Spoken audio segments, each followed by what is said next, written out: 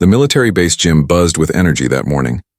Rows of soldiers stood shoulder to shoulder, sweat glistening under the harsh fluorescent lights. They weren't just training today, this was a special session.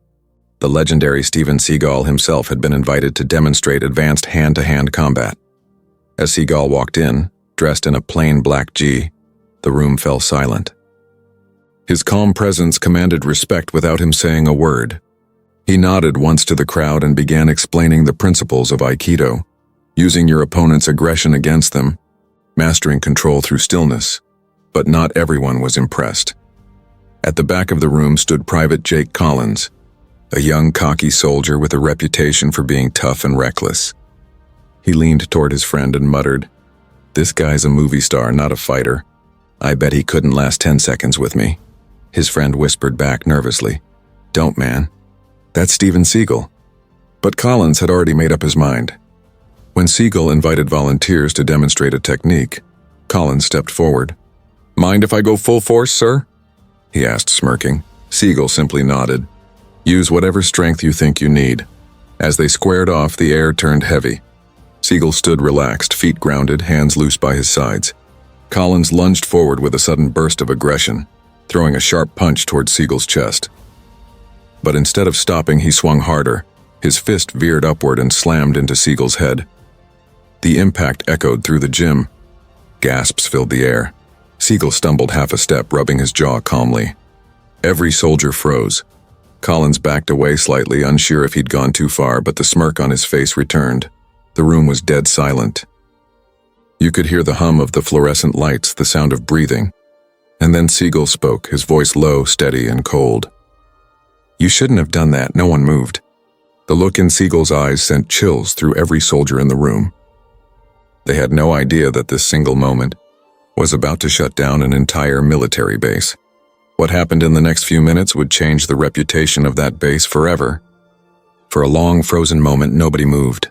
The entire gym had gone quiet, so quiet you could hear the hum of the air conditioning above the nervous breaths of 100 soldiers. Steven Seagal stood perfectly still, eyes locked on the young soldier who had just hit him. His expression was unreadable, neither angry nor surprised, just cold, calm, and impossibly composed. Private Jake Collins lowered his hands, trying to hide his panic with a smirk. "Just testing you out, sir," he said, his tone forced and arrogant. Didn't mean anything by it. A few soldiers in the crowd exchanged nervous glances.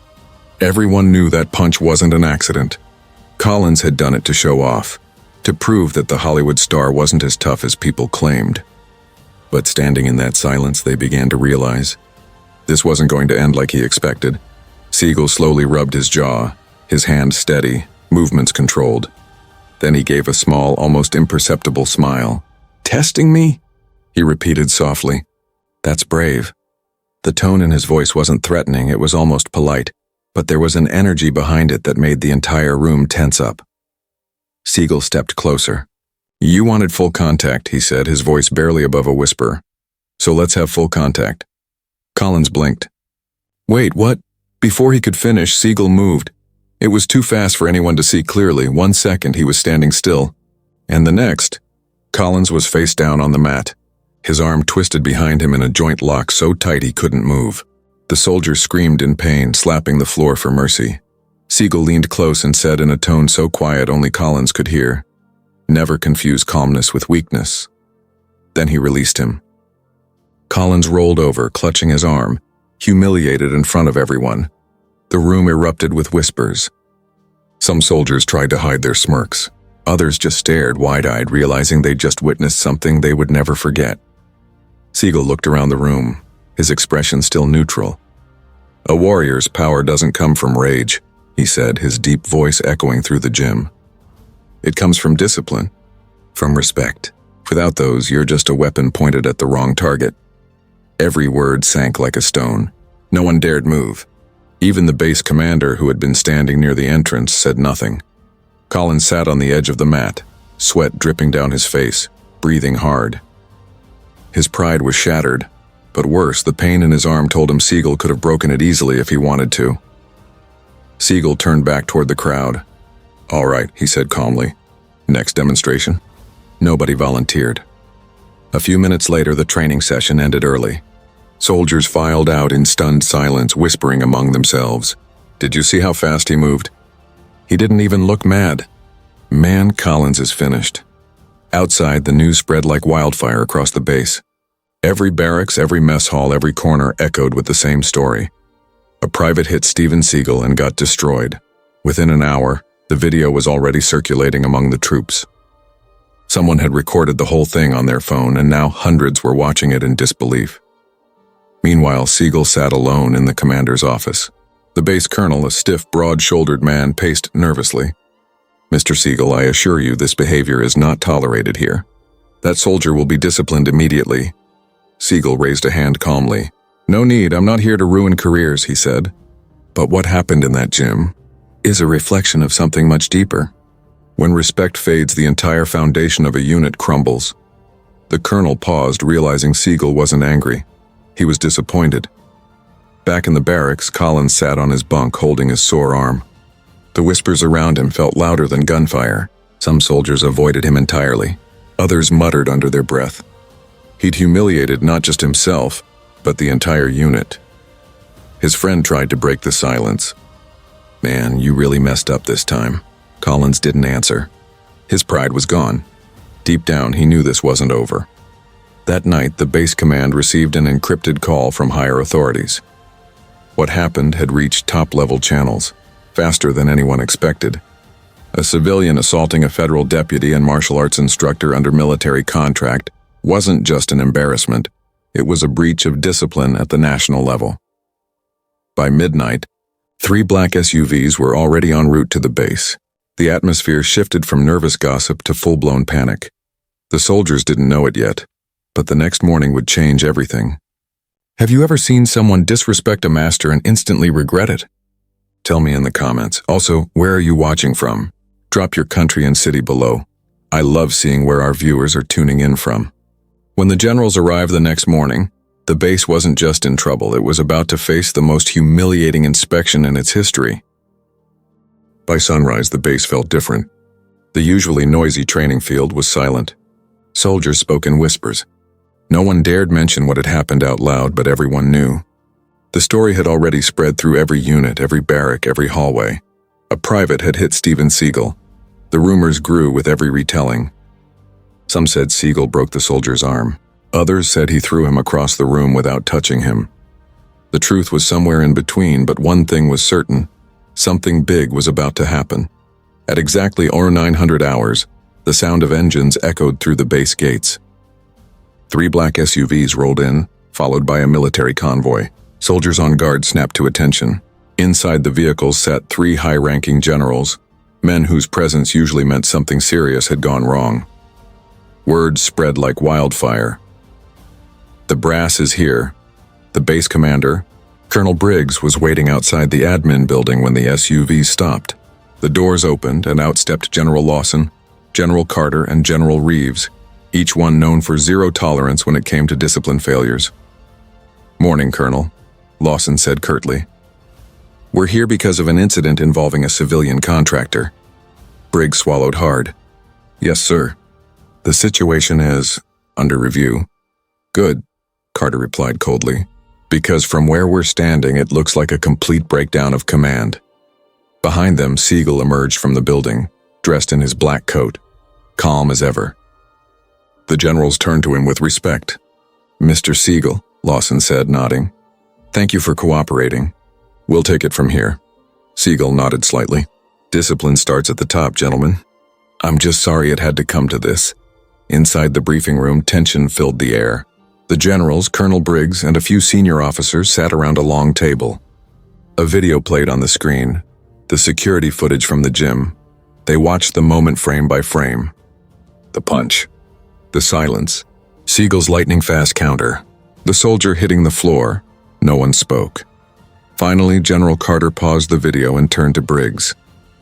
Who authorized this man to participate in live drills without supervision? Briggs hesitated. He volunteered, sir. It was meant to be controlled. Controlled? Carter snapped. That punch could have sparked an international scandal. You invited a respected martial arts instructor and a U.S. deputy marshal onto your base and your soldier hit him in the head? The colonel's face turned pale. Seagal, still calm, spoke up quietly. "Gentlemen, I'm not here to file complaints. I'm here to help restore balance. What I saw yesterday wasn't just a soldier losing control, it was a culture problem.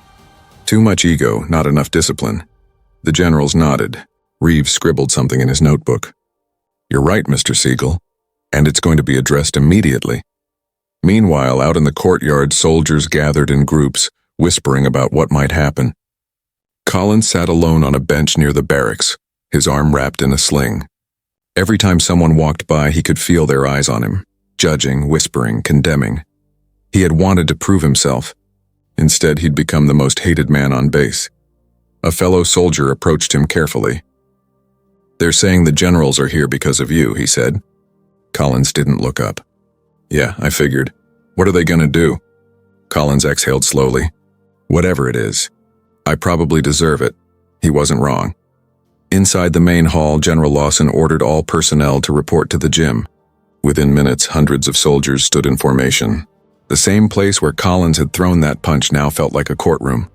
The generals entered first, followed by Seagal and the colonel. The atmosphere was thick with tension. Lawson's voice thundered through the hall. Yesterday, a line was crossed.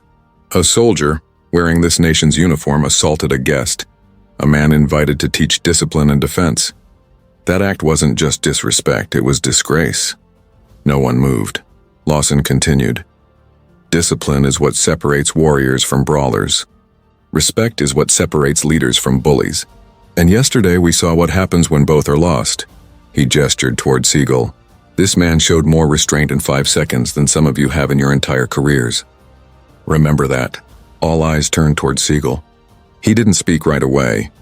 When he finally did, his voice was calm and steady. "Ego destroys warriors faster than bullets.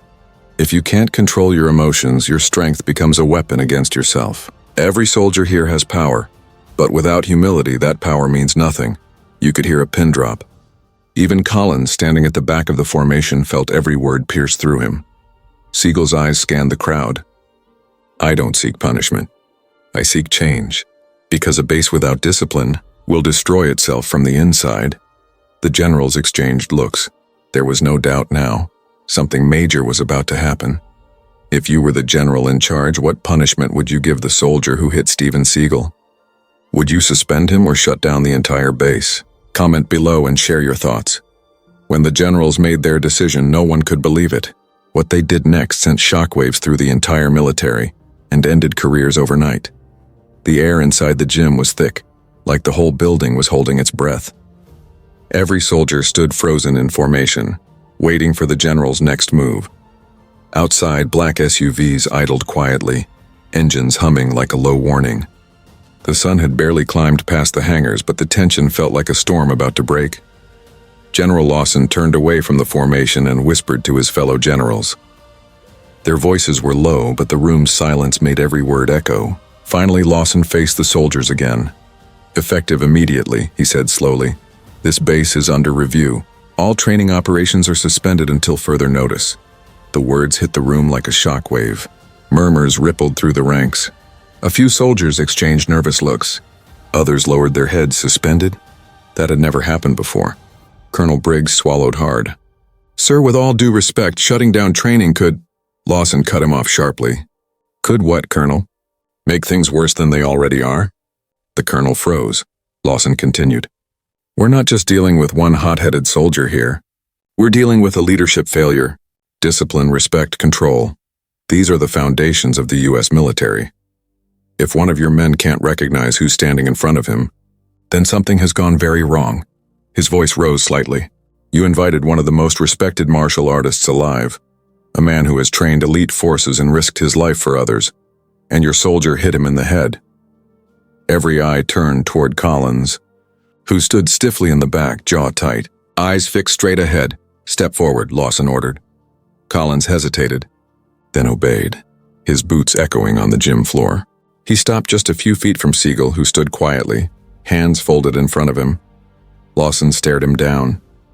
"Private Collins, you're aware of the seriousness of your actions?" "Yes, sir," Collins said quietly.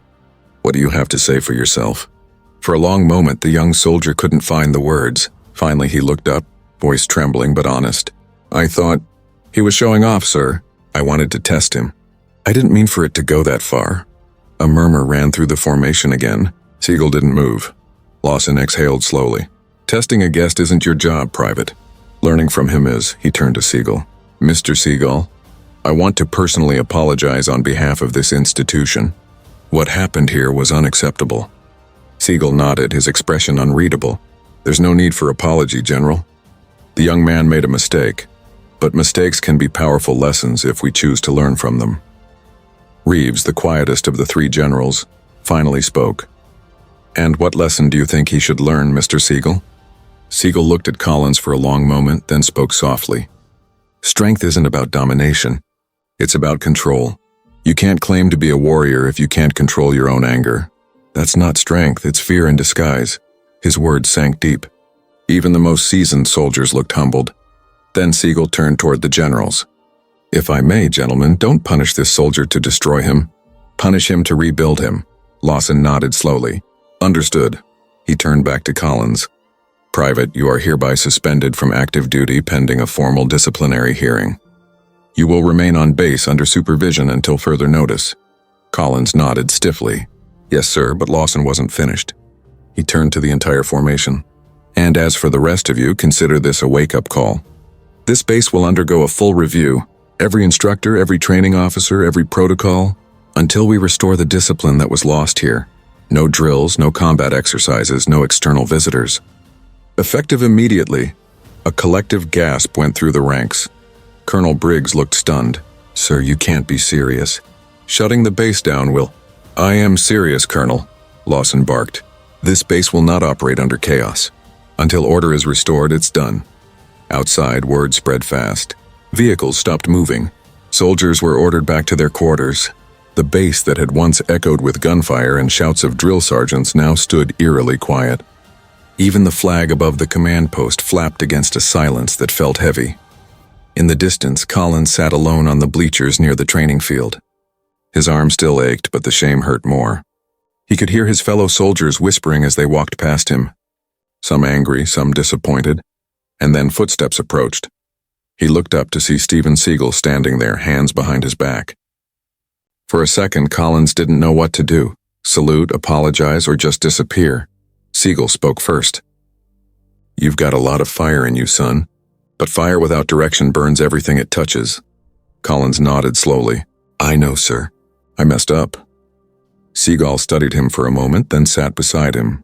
I've been where you are, angry, trying to prove something. But if you fight for ego, you'll always lose, even when you win. Collins swallowed hard. Why'd you stop the generals from kicking me out? Seagal smiled faintly. Because real strength isn't about revenge. It's about responsibility. The young soldier looked down, guilt heavy on his face. I wish I could take it back. You can't, Seagal said softly. But you can learn from it. That's how warriors grow. The sun was setting now, casting a golden light across the silent base. For the first time since the incident, Collins felt something he hadn't felt in days. Hope. But the story didn't end there. Because what happened the next morning, when the generals made their final decision, would change not only Collins's life, but Steven Seagal's role in the military forever. The following morning, the base was still in lockdown. The sound of silence had replaced the usual thundering cadence of drills and orders. Soldiers sat in their barracks, waiting for instructions that never came. Everyone felt it, the weight of uncertainty. But inside the administration building, something was brewing. Behind closed doors, the three generals sat around a large oak table with Steven Seagal. A single folder lay open before them. Reports, security footage, and statements from witnesses. General Lawson leaned forward. Mr. Seagal, after reviewing everything, we've concluded that what happened here wasn't an isolated outburst. It's a symptom of a larger problem. Arrogance, lack of respect, loss of discipline. Seagal nodded slowly. Ego spreads faster than any virus. If one man loses control, others start to think it's normal. Reeves tapped his pen against the table. We need to fix this from the inside. Retrain the mindset of every soldier here. They've forgotten what honor means. Lawson looked directly at Seagal. That's exactly why we want you to take over the retraining program. The room went silent. Seagal's brow furrowed slightly. You want me to take command? Not command, Carter clarified. guidance. We want you to design and lead a 3-week intensive program. Discipline, restraint, mental control. No drills, no live weapons, just the philosophy of balance. The kind of strength that doesn't need to prove itself. For the first time, Seagal looked genuinely surprised. I came here to teach for one day, not to change your system. Lawson smiled faintly. Well, sometimes one day is all it takes to show us what's broken. After a long pause, Seagal nodded. If I do this, I do it my way. No shortcuts. No excuses. Lawson extended his hand. Agreed. By noon, the announcement swept through the base like wildfire. All personnel will undergo retraining under Mr. Steven Seagal. Attendance is mandatory. The soldiers gathered on the parade ground, curiosity and unease mixing in the air. Collins stood in the back, unsure whether he'd even be allowed to participate. When Seagal arrived, dressed in his simple black jai, calm and focused, the chatter died instantly. He stood before hundreds of uniformed soldiers and spoke with quiet authority. I'm not here to teach you how to fight, he began. You already know how. I'm here to teach you how not to fight. His words hung in the air, confusing at first, then slowly sinking in. When you walk into a room, people should feel your strength without you needing to show it. True warriors don't seek conflict, they end it before it begins. But that starts with mastering the hardest opponent you'll ever face, yourself. He looked directly at Collins, who lowered his eyes. For the next 3 weeks, Seagal continued, you'll learn stillness, focus, breathing, patience. You'll learn how to fight without hatred, and how to stand tall without pride. If that sounds easy, you're in the wrong place. Then he clapped his hands. Form a circle. What followed was unlike anything the soldiers had experienced. Day after day, Seagal made them stand in silence for hours, eyes closed, controlling every breath. No shouting. No running, just mental endurance. Some soldiers laughed at first. Others scoffed. But by the 3rd day, the same men who mocked were standing motionless under the sun, drenched in sweat, learning to quiet their minds. And Seagal was relentless. Not physically, but spiritually. He'd stop beside a soldier, whisper, your anger is louder than your breath. Control it. He'd test them with sudden movements, teaching them to react without aggression. Even General Lawson came to observe one morning, watching in silence as Seagal led a session. What do you think? Carter whispered. Lawson folded his arms. He's doing what we couldn't. He's rebuilding them from the inside out. Meanwhile, Collins's transformation was the most striking. Every morning, he showed up early. He spoke less, trained harder, listened deeply. The guilt of his mistake had turned into something else, determination. One afternoon, Seagal called him forward in front of the entire group. Show me what you've learned, he said. Collins hesitated, then moved into position. Seagal feinted a slow strike. This time, Collins didn't react with aggression. He sidestepped calmly, breathing evenly, eyes steady. Seagal nodded approvingly. That's control. The crowd of soldiers erupted in applause. It wasn't just for the move, it was for the man's redemption. By the end of the 3rd week, the entire base felt different. The air was lighter. The soldiers moved with focus and calm. Even the generals noticed it. The arrogance was gone, replaced by quiet strength. On the final day, Seagal gathered everyone again. Discipline, he said, isn't built on fear. It's built on respect. You can't force respect. You earn it through how you treat others and how you carry yourself when no one's watching. He looked at the soldiers one last time. The world doesn't need more fighters. It needs more protectors. Be that. As he finished, even the toughest men on the field stood straighter, prouder, but humbled. That evening, in the command office, General Lawson handed Seagal a formal commendation. You've done more for this base in 3 weeks than most leaders do in 3 years, Lawson said. The brass wants to extend your contract, make this program permanent. Seagal smiled faintly. I appreciate that, General. But my work here is done. They don't need a master, they just needed a reminder. He turned to leave, his black coat swaying behind him. Keep your warriors humble and they'll never lose another battle. As he walked into the sunset, every soldier on that base knew one thing for sure. Steven Seagal hadn't just changed the rules. He had changed them. But just when everyone thought it was over, an unexpected visit from Washington would flip everything upside down and reveal the shocking reason the generals really shut down the base. It had been 3 weeks since Steven Seagal's program ended. The base was back in motion, morning drills, orders barked through megaphones, boots pounding in unison. But there was a difference now. The chaos was gone. The arrogance, the shouting, the tension. It had all been replaced by quiet precision and mutual respect. Even Colonel Briggs, once defensive and rigid, had softened. He walked the grounds differently, not as a man demanding obedience, but as one who had learned humility. But just as things began to return to normal, a new convoy of vehicles rolled through the front gates, sleek, black sedans with tinted windows and U.S. government flags on the hood. Washington had arrived. General Lawson stood at the entrance, his posture straight, jaw tight. He had received no notice, no warning. Only a message. Inspection team en route. Priority. Seagal program review. When the vehicle stopped, a tall man in a gray suit stepped out, flanked by aides. His presence commanded the same silence the generals once had. He wasn't military, but his authority was unquestionable. General Lawson, the man said, extending a hand. I'm Deputy Secretary Roland Marks, Department of Defense Oversight. Lawson saluted instinctively. Sir, we weren't expecting... I know, Marks interrupted. That was the point. They moved inside the command center. Files, footage, and reports from the past month were spread across the table. Marks flipped through them silently. Steven Seagal, he finally said, looking up. The actor, martial artist, and reserve deputy marshal? Yes, sir, Lawson replied. He was brought in as a consultant. His methods produced extraordinary results. Marks raised an eyebrow. I've read the reports. Morale improved. Incidents dropped to 0. But that's not what concerns me. He leaned forward. What concerns me is why this happened in the first place. Lawson hesitated. Sir? Mark's voice hardened. A U.S. soldier struck a visiting government contractor on a secure base. 3 generals personally intervened and shut down an entire facility. Do you have any idea how that looks on paper? The room went silent. Marks continued. Washington didn't approve Seagal's visit. It was authorized under a special directive, one that came directly from the Joint Chiefs. Carter frowned. The Joint Chiefs? Why would they? Marks slammed the folder shut. Because this base was under quiet evaluation. A test. The generals exchanged uneasy glances. Marks paced slowly.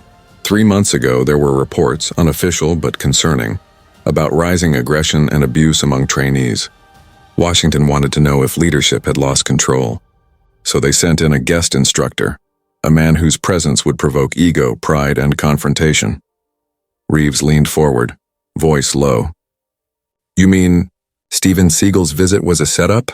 Marks nodded. A controlled test. We wanted to see if the rumors were true, that discipline here was breaking down.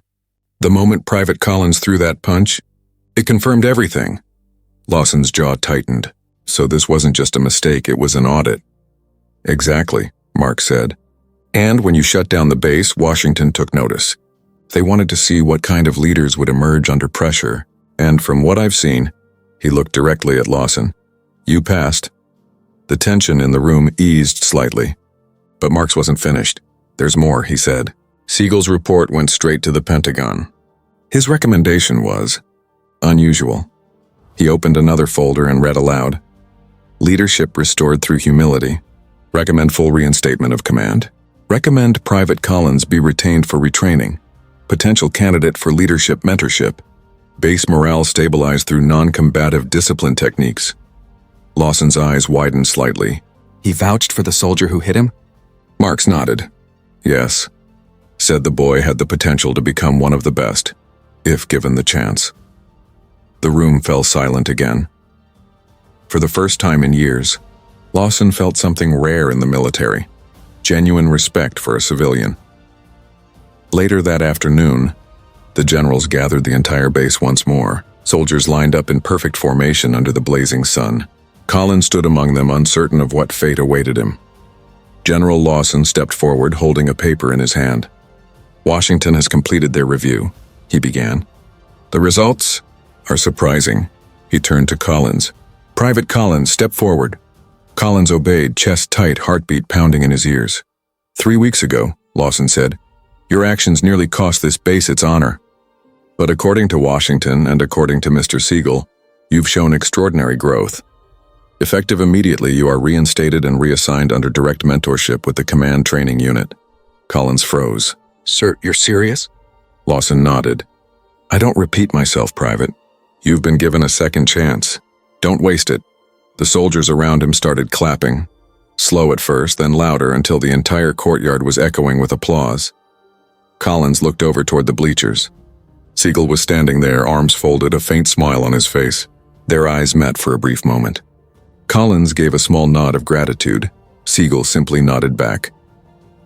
That evening, as the sun dipped below the horizon, Seagal prepared to leave. His work was done. Lawson approached him near the helipad. Washington's impressed. They want to expand your program nationwide. Seagal looked out over the quiet base where soldiers were finally laughing again. Expansion's fine, General. Just make sure they remember what this really was. Lawson tilted his head. And what's that? Seagal smiled faintly. Not a shutdown. A reset, he extended his hand.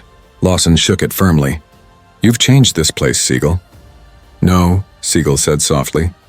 They changed themselves. I just showed them the mirror.